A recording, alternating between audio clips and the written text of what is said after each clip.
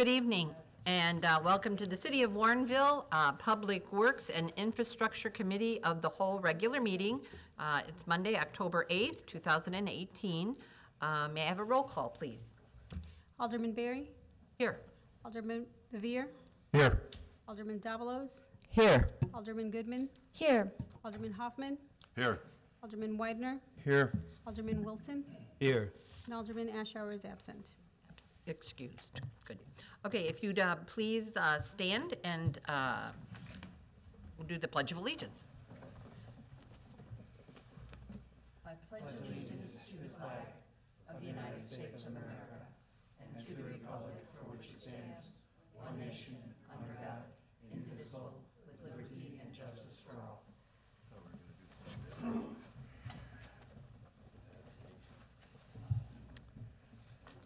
Okay, the next item is citizens' comments. I don't have anything listed here, but if there's anyone in the audience who would like to make a comment on something, you're more than welcome to when the item comes up during the business of the meeting. Official and staff comments, Mayor? Just one thing, we have a bike and walk to school day Wednesday morning at Bauer and Johnson School. I want to thank the Bicycle and Pedestrian Advisory Commission for that great event every year. I'll be out there on my bike. I'll be there. What does it matter what the weather is? I'll be there. But anyway, thanks for doing that. It's really a nice event. Thank you. Alderman? Alderman Goodman? So I have two announcements. First is that District 200 was letting everybody know that niche.com has ranked District 200 the 8th best school district in Illinois this year. Out of 800 school districts that they review. That's up from 10th last year based on academics and teachers and the financial condition of the district. And so we're very proud of them. 8th best district in Illinois is a very nice ranking, very good for our students. And secondly, I just want to remind everybody that early voting is now open. If you go over to the Election Commission, it'll be available in more locations later on in the month, but you could go vote today, or, well, okay, it's late in the evening, but tomorrow. So please go and vote. Bye. Okay, Clerk?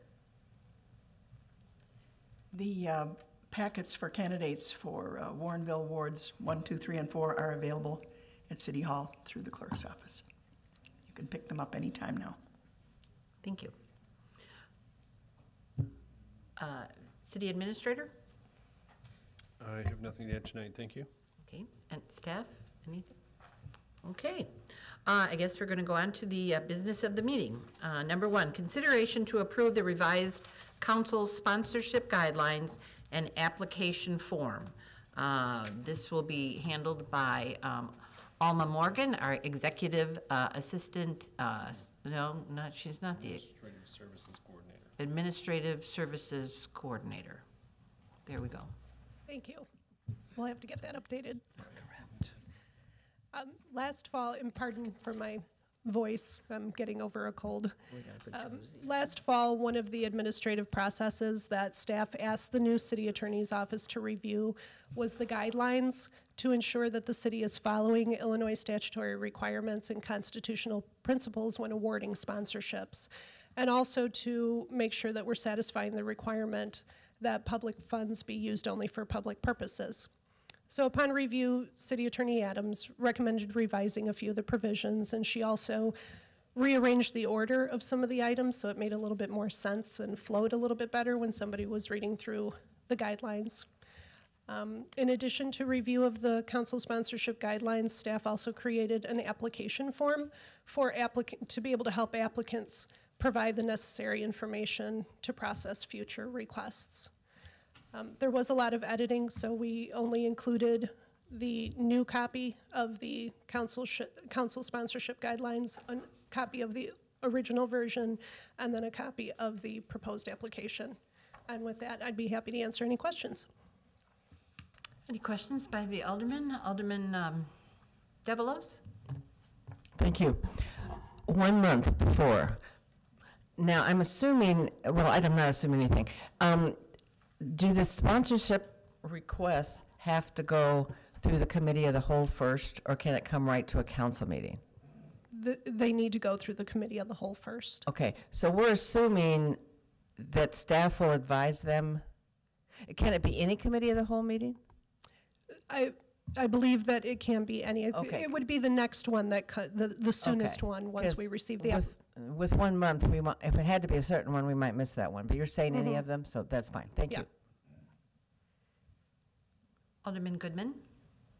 Yes, can you talk a bit about the public purpose requirement and what kinds of things might meet that? Because we don't get very many applications for this, and I would like to encourage people that do have a public purpose to do this. I don't want to make it sound like we're narrowing the definition or narrowing the scope of this program. I want to make it seem available to the people who really do have public purposes, so maybe you could give some examples. Okay, well, and I think I'll ask City Administrator Coakley to also assist in answering this question because I'm not very versed in the statutory requirements as they are written. That's why I asked the city attorney to review this. But for example, some of the items that some of the requests that come through already are from the school district, for example, for the post-prom. That clearly is a public purpose for the students that live in Warrenville. We also receive requests from sometimes sports teams. We haven't received any recently, but we have in the past. I'm trying to think, Operation Safe Celebration is the same post-prom. Do you recall, City Administrator Coakley, any other organizations? One of the other was, a lot of them have gone through the schools the last probably decade. We had the choral sponsorship. I don't know if it actually, that might not have just been an ad that was put in. It might not have gone through this actual program, but it's the same type of thing where it's a program anybody can attend. It benefits anyone who's a student in that program. It benefits the local schools. The kind of things that wouldn't be a public purpose might make it clearer if, well, this is a little bit of a stretch of an example, but if I decided I wanted to do some kind of a beautification in my yard that is not, that's a private purpose, clearly it only benefits me or somebody who could see it. If it's on private property or private business property where it's not accessible to the public, that would certainly not be a public purpose. Public purpose is left fairly general so that it encompasses more things than less. To your point, Alderman, we're not trying to exclude, but it's public money that's being used, so it can't be used. My examples of trying to make them extreme. It can't just benefit a few people or just one, maybe one neighborhood or one homeowners association, because that isn't going to benefit the general public. The teams were an example because there was some, this is years ago, before we really had the grant program with hotel motel tax really up and running. There wasn't much money in it, and we started this council started this sponsorship program years ago. Sometimes they would sponsor some of the teams that were in the in-house Park District League for baseball or softball or soccer, and on the back of the shirts would be City of Warrenville sponsorship. Those kind of things are more public. They're accessible to anyone who would sign up in that program, and you're not picking and choosing who's the winners and losers, and it's not just a private benefit. Thank you. Alderman Wilson? Oh, excuse me, Alderman Widener.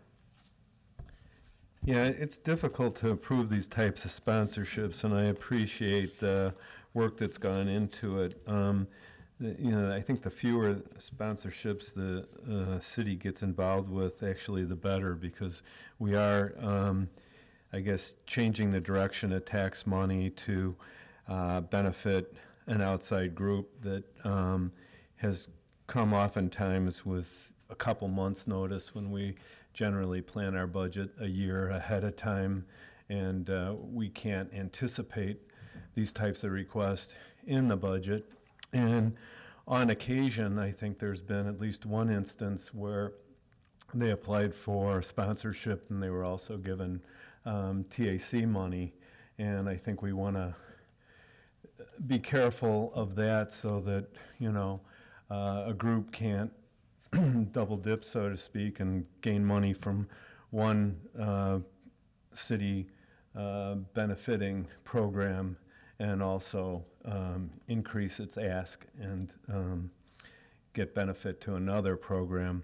And then I also recall that there was a nonprofit group, an established nonprofit group that was, I'm not sure if it was centered in Warrenville, but it was somehow loosely connected to the high school as part of a wrestling program, and I always struggled with that one, just because of the request and how the money was going to be spent and how it would benefit a select group of people that were already involved in that program and wouldn't necessarily open it up to others. So some of these things are I think, very tough to make a recommendation for, and I think, you know, in my opinion, the fewer that we do, actually the better as far as the way the city manages the citizens' tax dollars. Thank you. Okay. Do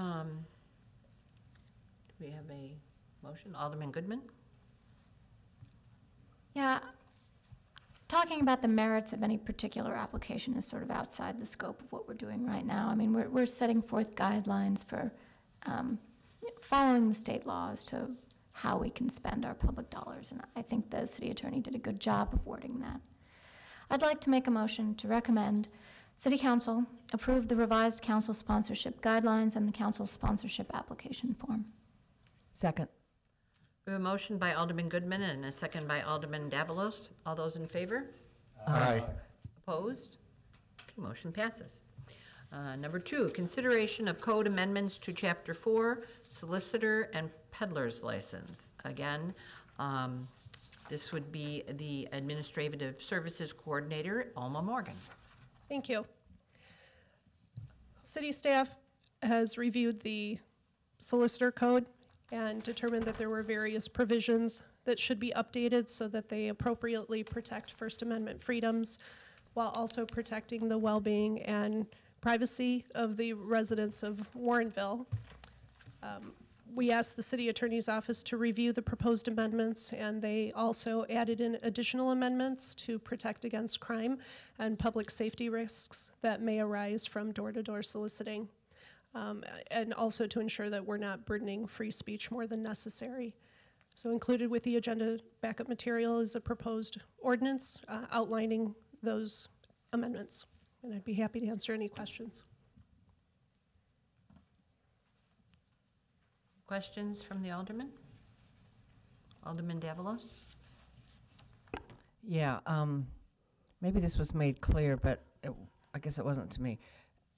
The charitable organizations, there won't be a licensing for them, and do they have to bring their charitable status to you, right? To the city staff, to the clerk or something?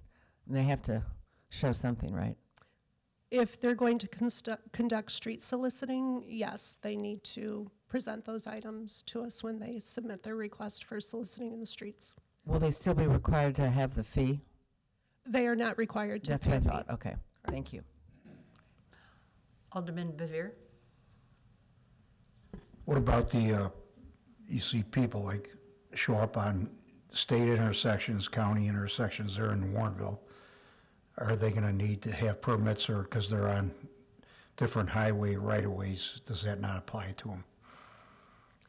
We do, for any organization that wishes to solicit within the city of Warrenville, we do ask them to submit their request and to follow the guidelines that are outlined in the last portion of the city code. I believe that there is a requirement from the county to solicit on county streets, but that's not something that I look for from them. The only thing I request is that they have the waivers of liability and proof of their charitable status that they submit. Thanks. Okay, any other questions? Alderman Goodman? We did increase the fee from $25 to $30, but then it's $25 for each additional day. Was there some reason for having a different fee for the different days? Yes. One of the provisions that were added in by the city attorney was information regarding whether or not the applicant had committed a felony within the last 5 years, and that requires a background check. The background check service that we use charges $29.95 to conduct a background check, so we felt that it would be appropriate to charge for the first day just enough to cover the fee for the background check, and then leave the remaining days as previously stated. Okay, that's useful. I mean, I've often told people coming to my door without licenses, it's like, you know, you need to go to the city hall, this is only $25, that's not a huge amount of money. And they all say, oh, yes, yes, of course I'm going to do that, which, I guess, what advice would you give to residents who are watching this and who have someone come to their door? They should ask to see the license, and then if there is one, great, and if there isn't, then what should they do? Yes, we certainly encourage residents to ask for the license. It's about the size of a half sheet of paper with a photo ID, and it clearly has stated the days that the license is valid for. And it has the city seal and the city clerk's signature on it. We've posted an image of what the licenses look like on the city's Facebook page. I think we've done it twice over the last couple of years. We can certainly do it again. We've ran information in the newsletter so residents are familiar with what the licenses look like. But we do encourage residents and businesses alike to ask for the license, and if someone does not have it, they, just tell them I'm sorry. If they don't want to listen to what they have to say, they could go away. But we also encourage residents to call 911 so that our officers can go out and ask them to stop the activity and come apply for the license. Okay, great, sounds good. I guess that's all. Alderman Davalos? Sorry to be confused. The exceptions, I'm still not finding the exceptions. It says section 8 of chapter 4, and then you turn over and there's nothing really on that page. So is it something that just was too cumbersome to be included? If you look on page 2, after item F, there's a statement there that these regulations do not apply to religious and political organizations. And the non-for-profit status language, I believe, is in the last page, but I can have the city attorney add in additional language to clarify that. There's different pieces of the code that are included in here, and not every single section that I believe that may be applied to. So the Boy Scouts selling wreaths and popcorn and all that kind of stuff, they don't have to come? No. Each kid through, okay. They are considered, I believe it's listed as a community organization. So they're Boy Scouts, Girl Scouts, school groups are all Okay. considered community organizations. They are not required to obtain a Okay. license. Thanks. Mayor Brummel? What if citizens have no solicitors allowed on their property? Does that mean if a religious organization or a political candidate comes to the door, the people have the right then to call the police because they posted that they didn't want anyone to come to their door? There's a separate notice that people can post on their doors that said that there's no political canvassing allowed, no religious canvassing. We do not have those signs available. I believe that they may be able to obtain them from the county. They can certainly purchase their own. Or print their own, Or probably. print their own, yeah, it's just a simple piece of paper. The city offers free signs that say no soliciting, so residents are certainly able to post that. The no soliciting, correct me if I'm wrong, City Administrator Coakley, but the no soliciting only pertains to private business soliciting. Good, that was my question. So if Yeah. people don't want anybody to come to the door, they're going to have to be very specific. Yes, Those solicitors, no political candidates, and no religious organizations. correct. And if they put that up, no one should ring their doorbell, hopefully. Hopefully. Okay, thank you. You're welcome. Okay. Do we have a motion? Alderman Goodman? I'd like to make a motion to recommend the City Council pass pass an ordinance amending the city code in regards to solicitors and peddlers. Second. A motion by Alderman Goodman and a second by Alderman Bevere. All those in favor? Aye. Opposed? Okay, motion passes. Number 3, this is an informational update on the branding program implementation.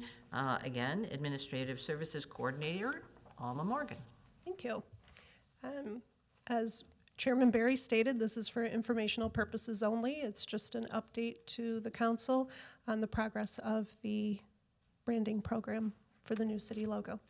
And I'd be happy to answer any questions regarding the memo that was included with the backup.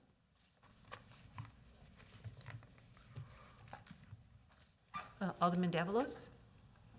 So I would like to make a statement about what I always say, and that is thank you very much for, when possible, adding the word naturally to the logo, because I still run into people who don't get it and just are saying, is this the Cubs? Is this? What's this W? It doesn't say anything.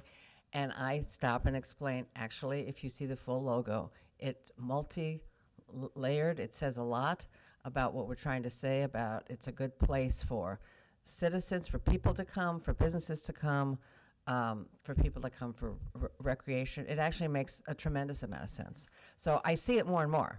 So who's ever executing this at the end here, thank you very much. I think it really helps when that's possible. And I know it isn't all the time, but when it's possible. Thank you. Okay, any other questions? All right, well, thank you very much. That was very informative. On to number 4. Consideration of a request for the Warrenville in Bloom to install and remove the floral planters. Let's see. Phil. This is Deputy Public Works Director Phil Kukler. Thank you and good evening. You may recall there was a request from Warrenville in Bloom back in March that City Council considered in May to have Public Works install and remove the floral hanging baskets and planters.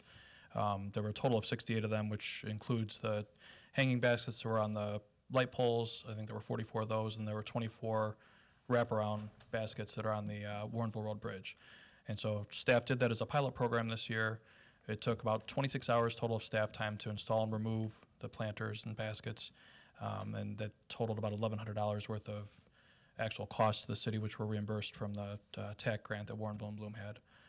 Their current applications for next year include increasing that number back up to, I believe, what it was previous to this year, which is 104 total baskets and planters, which I think that's 60 hanging baskets, which would be an increase of 16 baskets from last year, the 24 wraparound pole planters on Warrenville Road Bridge, and then the 20 planters that are strapped to the bridge railings on Williams Road. And those Williams Road ones, I believe, are just removal only. And staff estimates with that increased number of baskets and planters, and our efforts on this would be about 45 hours, which is up from the 26 from this year, and probably about $2,000 worth of time, which again would be reimbursed to the city through the TAC grant that Warrenville and Bloom would have. From my perspective, we can take this on this year. My concern would be that in future years, if there was some desire to increase this every year, that would be something I couldn't commit to taking on an increase every year. But this is, the reason I can support this is getting back to what the program was before they reduced it this current year. So being at 104 total baskets is pretty consistent with what they did in 2017, and I think what they were going to propose in 2018 before they reduced the amount of baskets and planters they were going to install. So I'd be happy to answer any questions. My only suggestion is to Warrenville and Bloom that they come to you before they put their application into the Tourism and Arts Commission to make sure that they inform you of what they intend to do, and then therefore you can figure out whether you are capable of doing that year before the Tourism and Arts Commission actually has to go through the process of looking at the grants. And before we have information that would be correct, you know, if you would be able to do it. If not, and then they would have to be able to have enough time to go out and find somebody else if you were unable to do it. Mm-hmm. And I think So this year, that's all we're asking from them. I think that I'm asking from them, so. I think this year they submitted 2 applications, one with city staff performing the work and then another with an outside vendor performing the work. Okay, great. Okay, any other questions? Alderman Goodman? In terms of revisiting it every year, it's just my perception, and of course I could be wrong, but I don't think that there's a plan at the Warrenville and Bloom level to increase things every year. I mean, there's a certain number of places in town where the baskets are very visible and look great, and that's not going to include every street corner in town over time eventually. I think you're right to want to revisit it and to consider it based upon, your work plan for the year, but I do think that, eventually we'll probably reach some sort of happy medium where it's pretty consistent over the long haul. There's not an infinite number of volunteers, for one thing, to take over all the various projects that Warrenville and Bloom might think of doing. So indefinite expansion seems very unlikely to me. Alderman Wilson.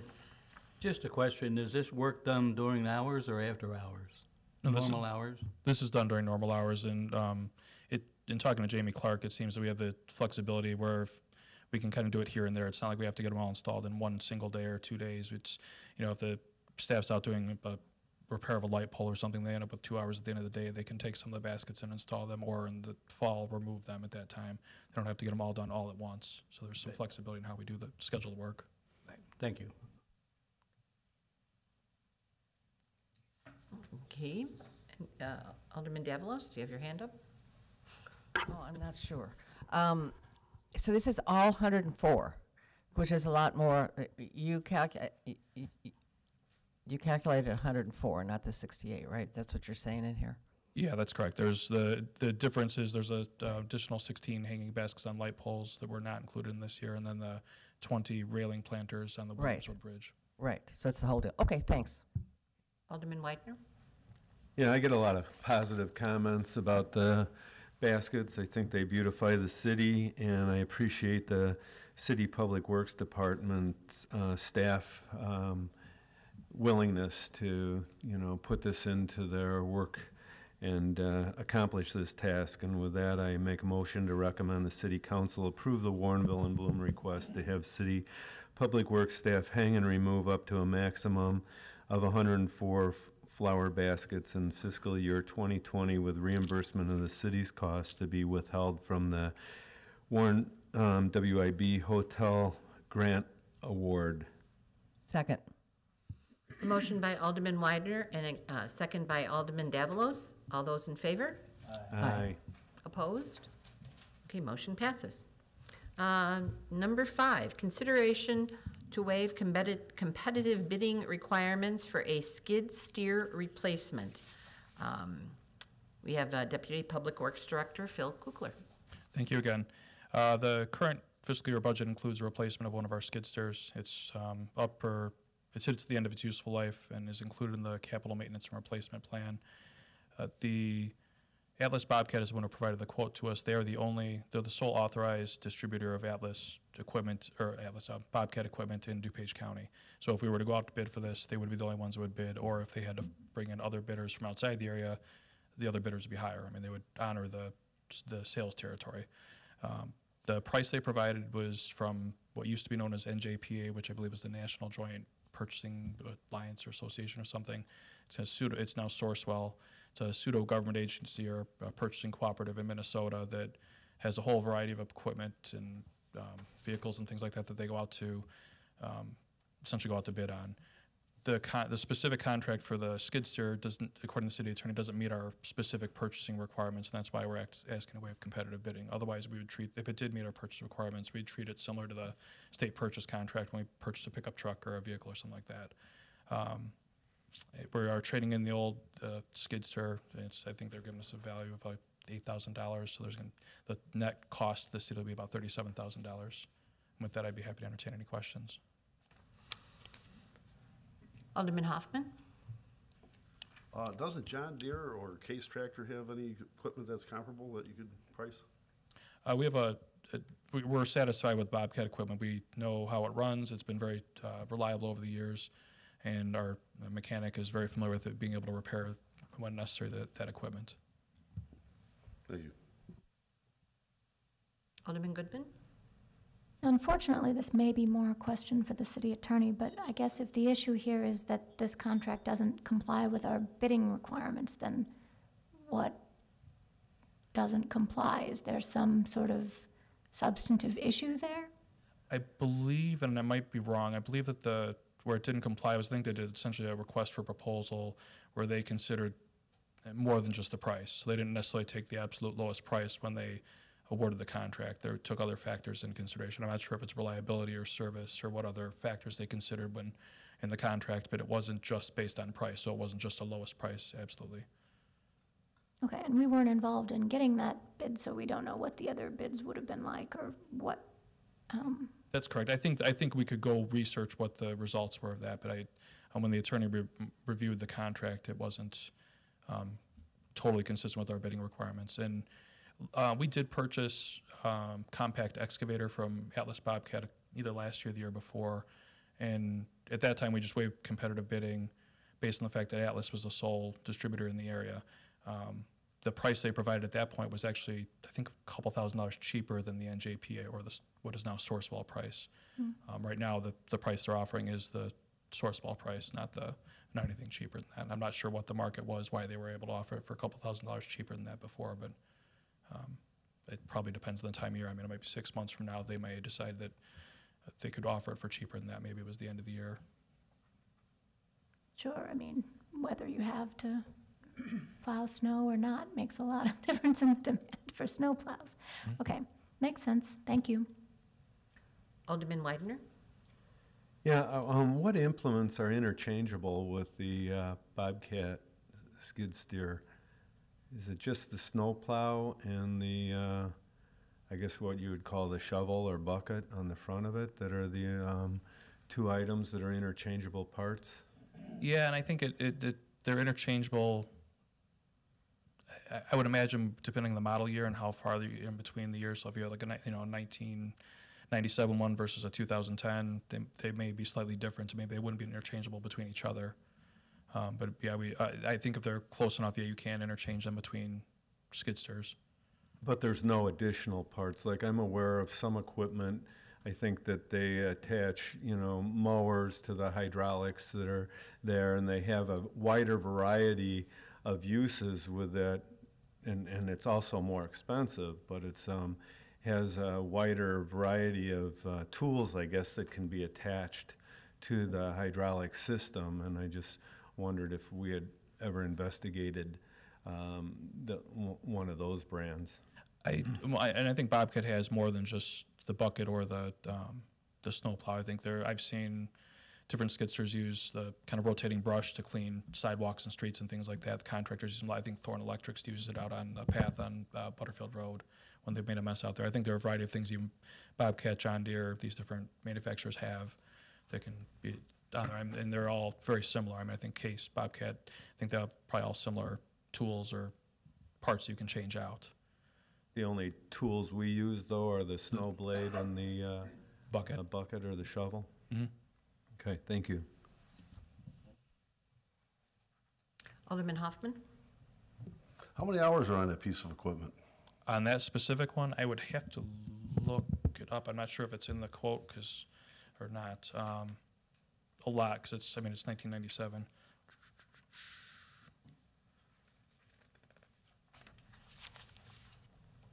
I could research that and put it in a summary with the council meeting. I don't have that handy right now. No, it doesn't list it on the quote, so I'd have to go back and look that up, and I could report back next week. That'd be interesting to see, because that would definitely indicate if the piece of equipment is worn out, because I'm sure it gets excellent maintenance. Thank you. Okay, any other questions? Alderman Goodman?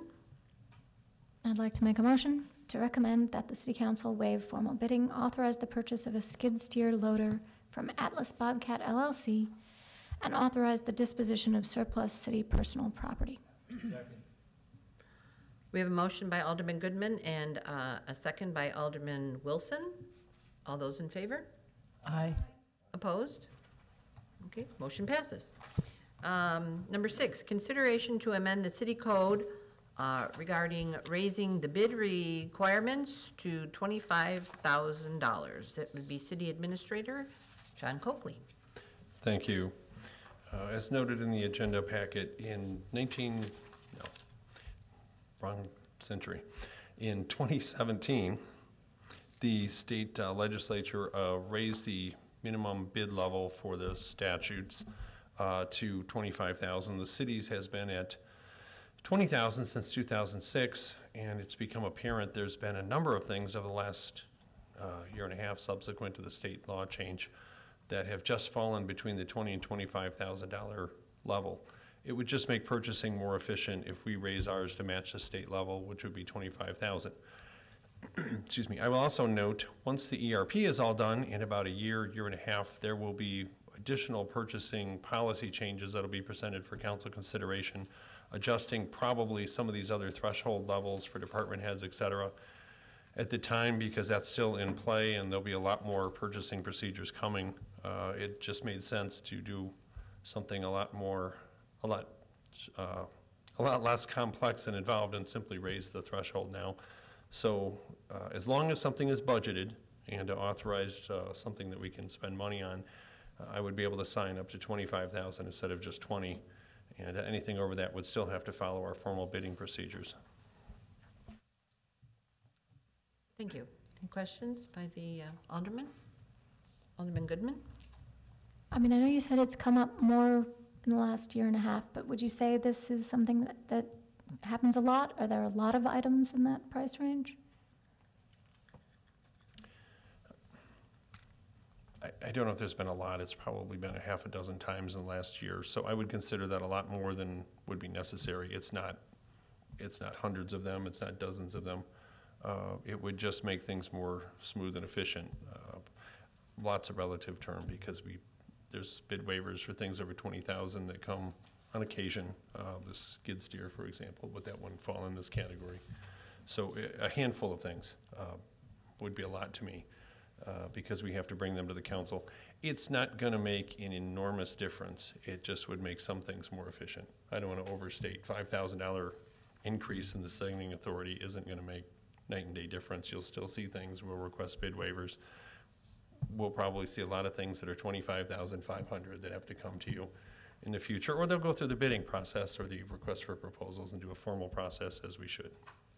Okay, and I noticed that even though the amount that the city administrator can sign for is being increased, there's not a proportional increase for any of the lower limits for things like department heads, and just asking the question, you know, if that was considered, and if not, is that appropriate, or what's your view? Thank you. That's part of what we're looking at with the entire ERP process. And those will all be, our recommendations, staffs will be to adjust those. But right now, we don't have the mechanisms to really track everything. And once that whole financial system is in, we'll have a whole different system that we can set up for purchasing. And the intent is to come back probably a year from now, I hope. Year and a half? Less? We're very ambitious. Somewhere in the next 6 to 12 months with revisions to all those thresholds levels, but there'll be a lot more purchasing procedures then. It just got overly complicated to try to adjust all of that and bring back something now. It seemed to make more sense just to have the bidding threshold raised and just get back to the rest when we have more time and can sort out how the ERP actually affects the purchasing. Doing it now, we may have to change it again later once we actually are using the system. Okay, I mean, it's a sizable increase. It's 25%.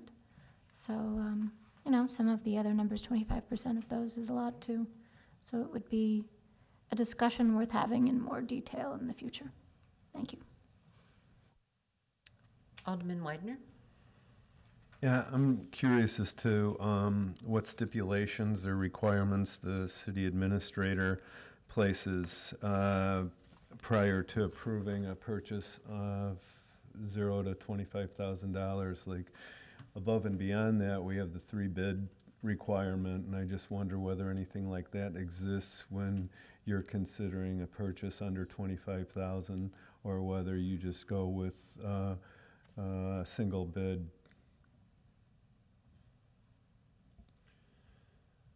Of course, it depends on the type of commodity. You've heard tonight, there's sometimes sole source things that are under 25,000. Just to clarify, my signature is required for things would be between 10,000 and 25. Under 10, the department heads are handling it. It sounds like a lot from an individual resident or taxpayer, but it's a rather small amount compared to the city budget and the things that we purchase each year. But specific to your question, frequently there'd be a request for additional quotes. They're not always bids. We don't always get formal bids at that point. You may call around and get several quotes. It does depend on what's going on, what the circumstances are, but we typically follow the same procedures that we would, just not as formal. We're not going out for bid, publishing the bids. Trying to get the tree removal quotes, for example, a few weeks back. We wanted some additional ones. They simply sent out, for the property we were doing the sewer installation, sent out generally or called around and told them what we were trying to do and got quotes back. Those turned out to be over 20,000. At the time, we thought they were going to be under, so we were doing it more informally. That's when we came to the council and talked about the urgency. But that's the kind of thing that we would do if it's even close. Many times those purchases, though, are long-term contracts or agreements or services that we're doing that we have already gone out for an RFP or vetted them in some other way. So we're simply having me co-sign or sign on something that's could be an engineering services contract for a small amount or a small purchase of something that we're buying or replacing. We've already gone through some kind of bid procedure. Are there then any existing established written guidelines for these types of purchases that the staff or the city administrator follows when making these considerations? There are in the city financial policies, I believe, is where the purchasing policies outside of the code are listed. I'll tell you, they're a little more general than I would like to have. That's part of when we have the ERP completed, that will be what I consider, we'll be organizing a little bit differently, and this will all be presented to the council for your consideration. I want to have something that's a little more tightened up. Right now, sometimes they have to get redirected to ask for more quotes. In fact, we discovered that previously the green purchasing policy in the code, now that's part of bidding, is slightly more strict or restrictive than the general purchasing policy. We're reviewing that to make sure those are consistent as well, just as a side note to your comments. We do have policies. I would like to see them tightened up a little bit more, and they will, again, we'll present something more comprehensive in 6 months to 12 months. With that being said, it seems like it would make sense to me to hold off and make the changes and tighten up all the language, and since, you know, the occasions of needing to expand the process from 20 to 25,000 is rare, and it would only occur on a couple times possibly. I guess I'd be tempted to hold off until, you know, everything was presented and we could look at it as a parcel of changed guidelines for financial spending. Just my thought, if it wouldn't encumber your operation too much. Thanks.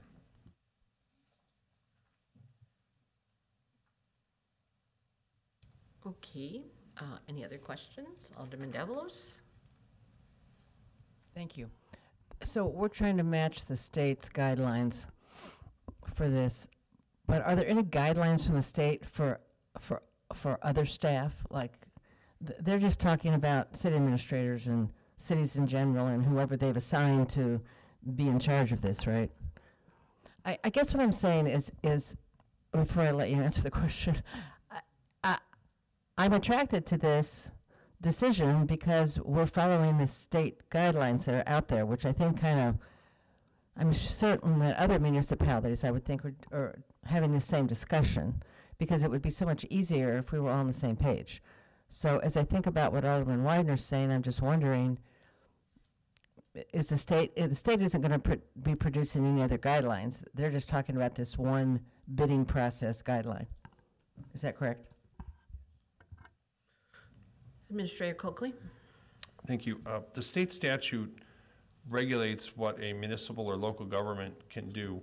So the local governments may now spend money up to $25,000 without going through the formal bid letting or request for proposals process. The state law doesn't designate who can spend that money. The city code, your prerogative, your right to raise it, lower it, whatever you wish to do. You set those local ordinances and code, and the city code currently allows the city administrator to spend up to $20,000, and authorizes department heads to spend up to $10,000, $5,000 for certain professional staff. Any employee can go sign for $100 if they're picking something up. Anything over 10 would require my signature with the department heads if they're, typically they've handled it all. They're doing that kind of purchasing. The administration doesn't do a lot of that on its own. But it's the state law sets the threshold. The city council, in our case, would set who can do what within that. Thank you. Mayor Brummel? Just a couple of things. One, excuse me, the $20,000 limit has been in effect for 12 years. It seems to me reasonable that it might be appropriate at this time to raise it. Certainly, everything has gone up considerably in 12 years, and if the city administrator can be trusted to spend $20,000 responsibly, it seems to me $25,000 is not a stretch. And it is, again, given all of the duties and all of the pressures and all the things that the administrator has to do, if this makes his job a little easier by just changing that number at this point, I think it makes sense to do that. In addition to that, any purchases that are made always show up. They're not hidden anywhere, so that if the council at some point feels it's inappropriate that the administrator made an expenditure, that can be highlighted and a change can be made. So it makes sense to me that after 12 years, it's time to change this number to reflect the realities of prices having gone up in the last 12 years.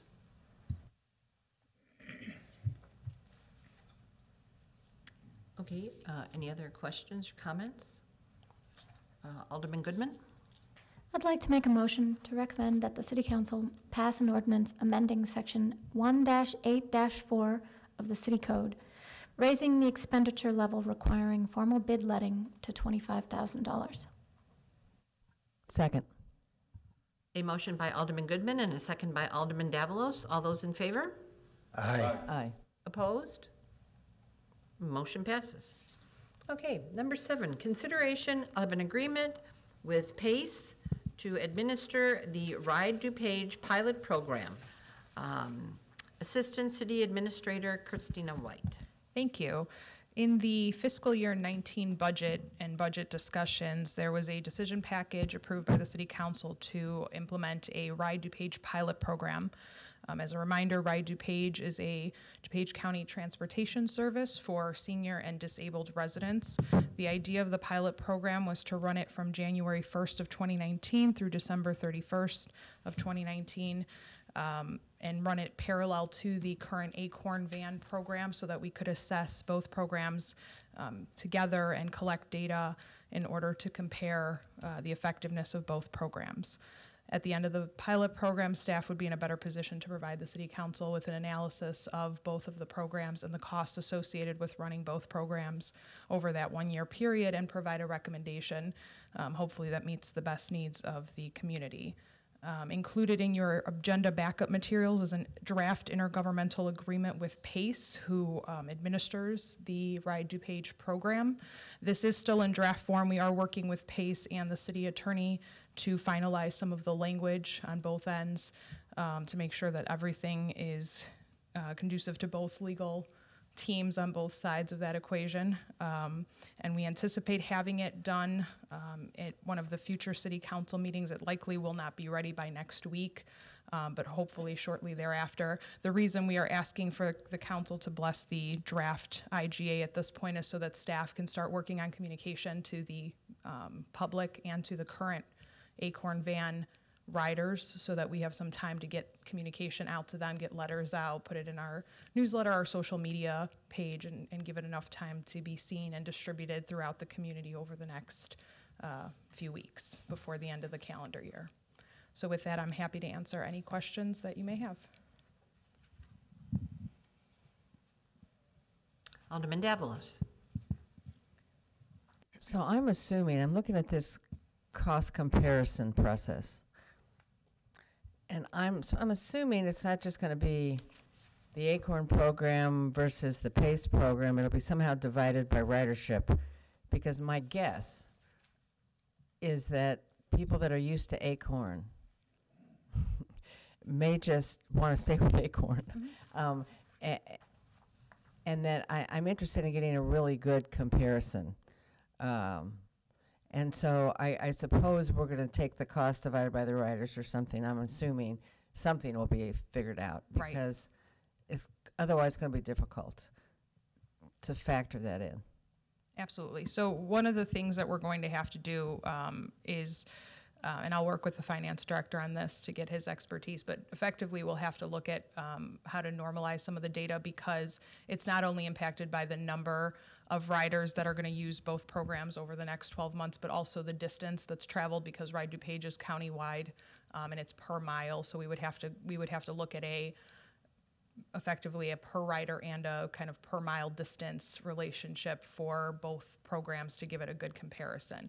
My hope in communicating the program out to all of the residents, including the current ACORN van riders, is that they will use the program only because our current ACORN program is limited to a short radius around City Hall. This would allow them to travel to nearby hospitals and facilities and shopping centers that our current program wouldn't allow them. We have had residents express a desire to be able to use the program to get to and from work during evening hours. That's not something they can currently do with the ACORN program, so I think that would encourage some of those riders to be able to use the program and get to and from work. So I do think that there will be some use by the current riders, hopefully, because of the expanded hours and service that the Ride DuPage program offers. And then in addition to the cost analysis, obviously we want to look at service itself, and is it providing a good service? Is the customer service doing what they're supposed to be doing? If there's an issue, if they're late, if they don't show up, how is that being reported and addressed when those issues occur? You're welcome. Alderman Goodman? Yeah, I think some of what Christina just said really deserves to be emphasized, which is that, our riders have asked us for some services which we're not currently able to provide, and which this pilot program will provide them. It's not just evening hours. It's, not having to make the reservations days in advance. It's flexibility on weekends. It's sort of 24/7 service, which is not something we're able to do. And I don't think something that we could do affordably. So it is certainly true that there should be a cost comparison, but I think built into that cost comparison needs to be an acknowledgement that sometimes when you pay more, you get more. And that if the residents need services that we're not able to provide that are a bit more expensive, this could still be a cost-effective way of providing a needed service. So we need to hear from the residents to some degree about what usage they make of this program that they're not able to right now do. And I don't know how that feedback can be collected, and I don't really know how that can be translated into dollars and cents. Maybe it can't. But just something that we need to keep in mind to evaluate the pilot program. And I know you're aware of that. I'm not telling you things you don't know. Thank you. Okay. Alderman Wilson? Just a question. It says service area for one thing, and it says Exhibit B, and there's nothing on it other than DuPage County. And yet on page, it says here the DuPage County and the surrounding areas. It says see Exhibit B, and there's nothing on Exhibit B outside of DuPage County. So is it a mile limit, or what is the limit outside, if it's outside of DuPage County? They will occasionally take rides further out than the county, and they may take some special circumstance rides. There will be a map included in the city council packet once we have the agreement finalized with PACE, but Generally, it is the DuPage County area. It doesn't typically go outside of that. There are some very limited circumstances that they will allow transportation outside of that, and that has to do with riders that are part of the RTA program who have certain needs to go to a specialized doctor or a facility that falls outside of the DuPage County area. It's very rare, but they do have provisions to handle that, again, because the point of the program is to provide that level of service to the residents that need it. They do try to accommodate those special circumstances, but they're few and far in between. So generally speaking, most of the riders would be in the DuPage County area. Okay, and it is remembering 7 days a week, 24 hours a day. So anyone will be able, if they qualify, anybody will be able to register and ride any place they want, 7 days a week, 24 hours a day. Correct. The only other question I had would be in your decision package, you indicate that the cost for this first year would be $15,000 for 2019, and then the operating costs in succeeding years would be $30,000. This would be a cost to run the Acorn itself this year, as well as our cost to run PACE. Yes, and thank you for bringing that up. That is in addition to what we're paying to run the Acorn program, because we would be providing both programs at the same time over that 12-month period. So this is in addition to what we're already paying for the Acorn van service. Right. So we don't really know, because until we see the division of the people who they ride, whether it's DuPage or whether it's Acorn. That is correct. And the cost estimates in the DuPage in the decision package are just that. They are cost estimates, because the cost of the program to the city depends on how far the person is traveling. So there is a per mile cost that they pay, and then we supplement the difference of that cost in total mileage. So without knowing how many people are going to register for the Ride DuPage program and how far they're going to travel, we don't really have a good grasp on what that cost may be. That was another reason for initiating the pilot program, so that we would have a 12-month period to evaluate all of that and come to a determination as to whether not only is the service comparable or better than what we're currently providing, but also from a cost perspective, is there a savings, is it cost neutral, or is it going to be significantly more, and do we have the resources to support that?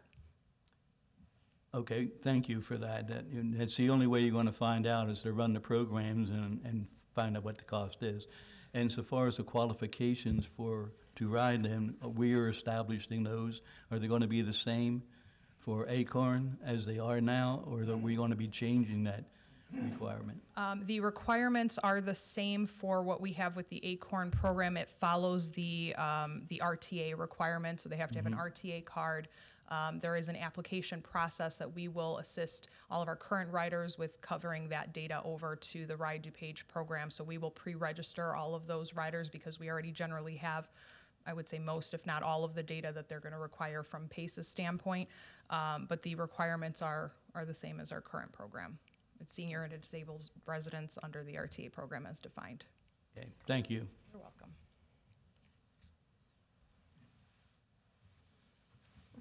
Any other questions? Alderman Good? I'd like to make a motion to recommend that the City Council approve an intergovernmental agreement with PACE pending staff and attorney review. Second.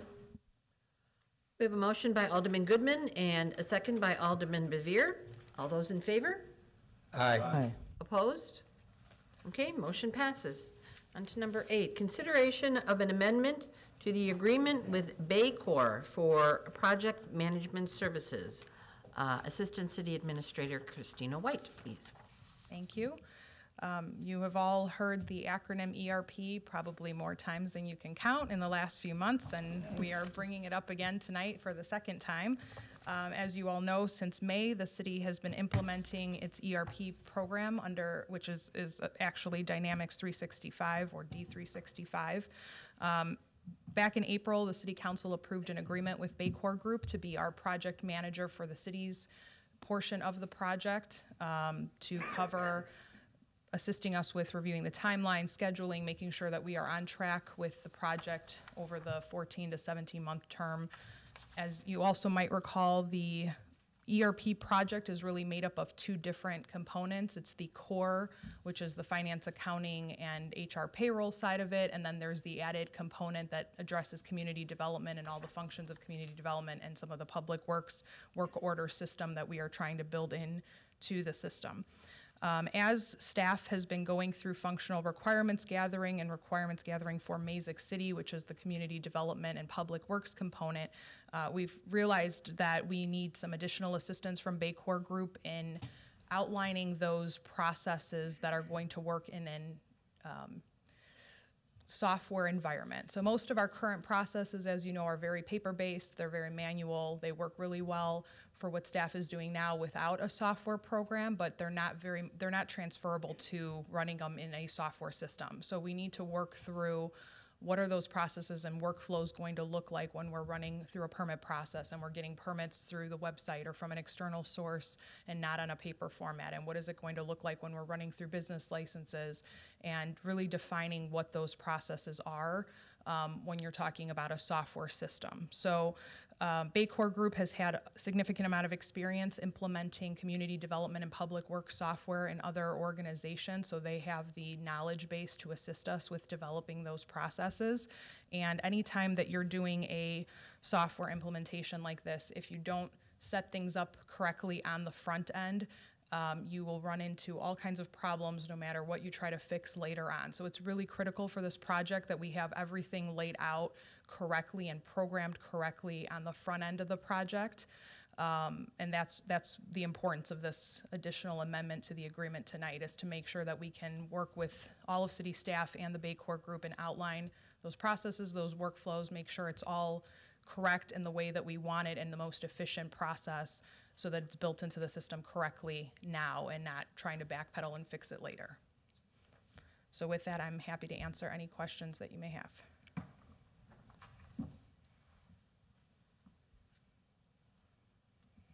No questions? I guess it was a very excellent explanation. Okay, I guess I just need a motion then, okay, Alderman Goodman? I would like to make a motion to recommend that the City Council approve an amendment to the agreement with the Baycor Group to include business process consulting services for a not-to-exceed amount of $13,970. Second. Okay, we have a motion by Alderman Goodman and a second by Alderman Bevere. All those in favor? Aye. Aye.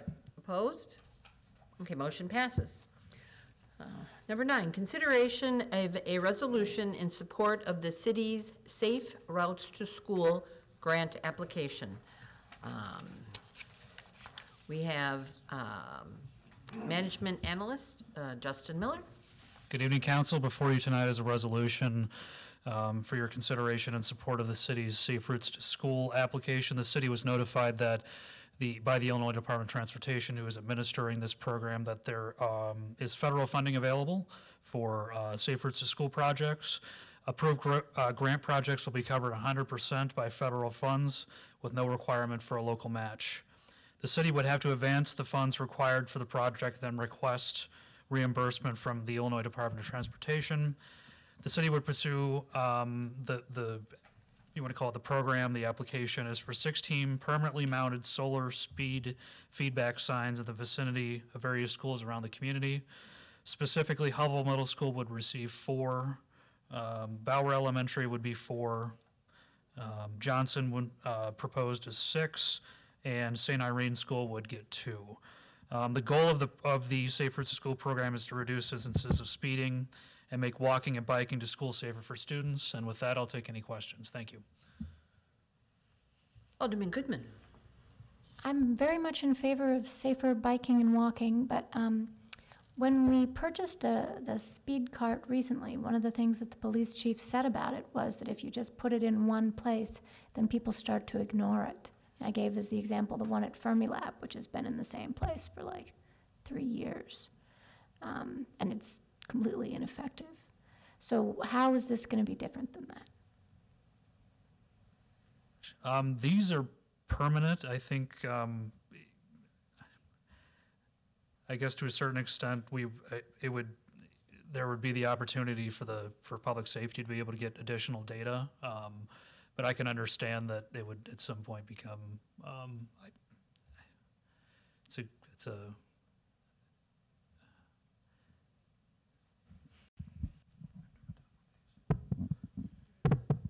Would these be just run during the day, or they're gonna, the signs are not gonna run in the evening when people are around, but they'll just be run during the day, correct? Where they would be flashing or something? yeah, where people would see they'd them? be they're meant to supplement the flashing signs with the speed limit on them. So there's a 20-mile-per-hour speed limit for during school hours, and those signs are flashing. This would give the drivers feedback as they're driving through there. And I mean, it's 20 miles per hour is really slow. I mean, I know when I'm driving through downtown Winfield on my way here, I crossed in the school zone through downtown Winfield, and you're going 25 or 30, and it seems like you're already going slow. You really have to slow down. So I think it helps remind people that they are traveling faster than 20 miles an hour in a zone where they're supposed to be traveling 20 miles an hour by ordinance here in the city. Good. Alderman Wilson, or Widener? Yeah, I've seen these in action, and I think a lot of signs are meaningless unless they're backed up by some kind of enforcement action. And I think as people become aware of the fact that people are driving too fast, whether it's, whatever type of sign it is, it can be followed up by our local law enforcement entity, and that can be enforced, especially in those school zones. I've also seen these things kind of go through a state of evolution where, the speed limit that you're driving will be posted, but then if you're over it by any amount, it'll say too fast. The words will flash too fast. So I think these types of signs are advancing in their strategies, and they're constantly making improvements so the drivers cannot ignore them. And I guess I'm in favor of this. I wonder if has staff looked into the possibility of installing any more of the crosswalk flashing signs that are that are installed along the crosswalk at Batavia Road. I just wonder whether there's any application or whether the grant would cover the purchase of additional signs like that. I don't know if we have the locations. I don't know whether the grant covers that type of signs, but I know the one along Batavia Road is wildly popular with bicyclists and pedestrians and families trying to cross Batavia Road during busy traffic periods. That's a good question. There's one spot on Warrenville Road, as we met with the engineer that's going to be redesigning the reconstruction of Warrenville Road. Met with them in our kickoff meeting, and we are looking at installing one of those signs where the Prairie Path crosses Warrenville Road, and trying to make that a more perpendicular crossing too, to make it a little bit safer. Because as you come off of Butterfield Road, there's a curve right there, and visibility is a little tough. The police department and I have been discussing I think it's on Forest View Drive South at Warren. There's a path crossing. There's no stop sign control for that intersection is on Warren, not on Forest View. So I think it's been a problem, or at least a perceived problem, by the residents over the years, that as people are walking to Bauer School, traffic on Forest View Drive does not stop necessarily for the pedestrians who are crossing the street. And there's the state law requires vehicles to stop for pedestrians in a crosswalk, not necessarily waiting to cross. I think there can be confusion by pedestrians and by drivers alike in that situation. That's one where we're going to investigate whether it's appropriate to install one of those signs there as well. I'm not sure that it is yet, but that's something that I'm discussing with the police department right now. And I'm not that one might actually qualify for the Safe Routes to School funding. I'd have to investigate that, whether it would fall into that program or not. Thanks for your investigation and looking into it, and hopefully we'll receive the grant funds for the additional signage. Thanks. Okay. Oh, Mayor, I'm sorry. Yeah, just anecdotally, for years there's been one of these type of arrangements on Mill Street by Mill Street School in Naperville, and I've always found it to be very useful because the speed limit is normally 35, I believe, there, and when that thing is blinking and it says when students are present, it's 20, it's a good reminder, and I've always found that slowed me down. And at night and on weekends and stuff when there are no kids, then, it doesn't work. But when it only blinks when it's appropriate for it to blink, I think it's very effective. At least it has been for me, and I think it's worth the investment. Need a motion? Alderman Goodman? So these are not going to be on all the time. That's what you're saying. No, the signs are programmable, where you can program for to operate during certain hours. So hopefully that will improve the effectiveness. I would like to make a motion to recommend the City Council pass a resolution in support of the city's Safe Routes to School grant application. Second. A motion by Alderman Goodman and a second by Alderman Wilson. All those in favor? Aye. Opposed?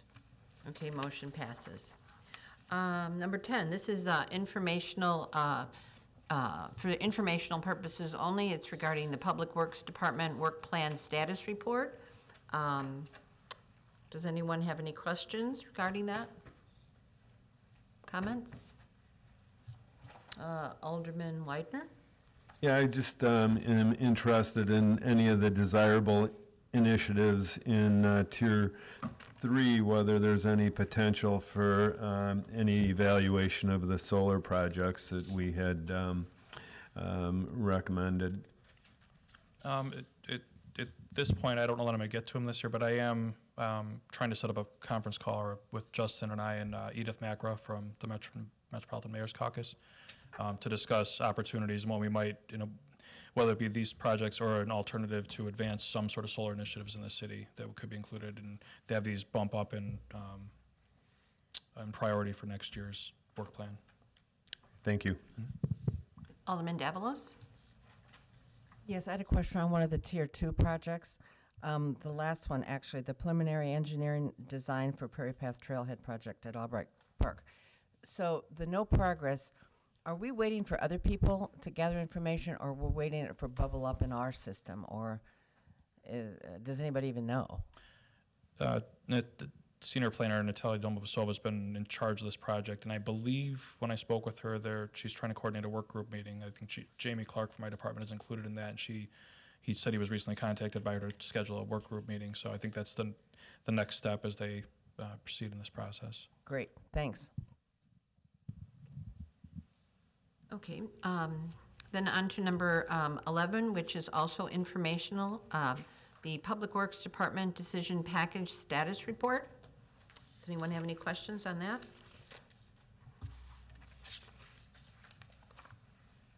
Okay, seeing none. Number 12, the Public Works, also informational, Public Works Service Levels and Staffing Study Recommendations. Okay. No questions. All right. I guess that's it. I just need we have nothing under miscellaneous and nothing under closed session, and we just need a motion for Alderman Goodman. I move to adjourn. Okay, we have a motion and a second. All those in favor? Aye. Opposed? Motion passes. Thank you very much.